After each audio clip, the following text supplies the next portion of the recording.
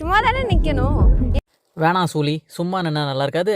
வேணா அம்மா தாயின்னு ஒரு படம் நடிக்கிறியா அப்படின்னு சொல்லி சும்மா இருந்த சூலியை உசுப்பேத்தி சூனியம் வச்சாரு ஒரு டேரக்டர். அப்புறம் தான் தெரிஞ்சது அதுக்கு சுத்தமாக நடிக்க வராதுன்னு. இதை வச்சு அம்மா தாயின்னு படம் எடுத்ததுக்கு பதிலாக அம்மா பேயின்னு படம் எடுத்திருந்தா நல்லா ஓடி இருக்குன்னு நினச்சிட்டாரு. ஓடாத படத்துக்கு நான் கட்டுறேன் இவ்வளோ பில்லு, உனக்கு எதுக்கு எக்ஸ்ட்ரா 2 பல்லுன்னு சொல்லி அதையும் பிடுங்கி விட்டு அமிச்சிட்டாங்க. பல்லு போனதுக்கப்புறம் இந்த ஹிப்போபொட்டமஸ் வாயை வச்சுக்கிட்டு சும்மா இருக்க முடியல. என்ன பண்றது? அதானே என்ன பண்ணுறது, படம் ஊற்றிக்கிச்சு அப்படின்னு இப்போ ரூட்டை மாற்றிக்கிச்சு. ஆத்தாடி பிக் பாஸில் கேவலமான பேர் இருக்கும்போது தான் நான் ஃபேமஸாக இருந்தேன், அதனால் அதே ரூட்டையே திருப்பி எடுத்துப்போன்னு சொல்லி கொடுத்த காசுக்கு மேலே கூவி பேரை நாரடிச்சிட்டு உட்காந்துருக்கு. பேரை வேற சூன்னு ஆரம்பிக்கிற மாதிரி வச்சிருக்காங்களா? ஏமா உன் பேருக்கு என்ன அர்த்தம்னு நீயே கொஞ்சம் சொல்லு. ஆயினா ஜூலி.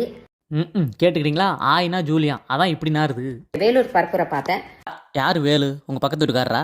அவர் பரப்பின உட்காந்ததை நீ ஏன் பார்த்த? அப்படியே பார்த்தாலும் கம்முன்னு போகாமல் அதையே வந்து இங்கே சொல்லின்னு இருக்கிற. அப்படி என்னத்தை தான் பார்த்து தொலைச்ச? ஆஸ் யூஷுவல் இந்த பரப்புரையிலே ஒன்றும் இல்லைன்னு வச்சுக்கோங்க.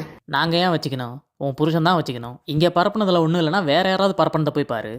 இந்த ஜல்லிக்கட்டு காளையை பற்றின ஒரு குட்டி ஸ்டோரி ஒன்று சொல்லியிருந்தீங்கன்னா. பாரா, ஜல்லிக்கட்டுன்னு சொன்னோடனே வேகமாக அவங்க ஃபோட்டோவை ஃப்ரேம் பண்ணி மாட்டி அதை காட்டுறாங்களாமா ஜூம் பண்ணி. ஆனால் அது பல்லு இருக்கும்போது எடுத்த ஃபோட்டோ, இப்போ பாவம் பல்ல பிடிங்கிட்டாங்க. அதை கேட்டதுக்கப்புறம் என்னால் பேசாமல் இருக்க முடியல. நீ பேசுனதை கேட்டதுக்கப்புறமும் எங்களாலையும் கேட்காம இருக்க முடியல வண்டையா. பாவம் நீயும் என்ன பண்ணுவ? வாங்கின காசுக்கு எதையாவது பேசித்தானே ஆகணும். பேசி தொலை. உங்களோட கட்சியில் இருக்க பாதி பேர் மைனர் ஆளுங்க. பாதி பேர் மைனர் ஆளுங்க நீ பார்த்த?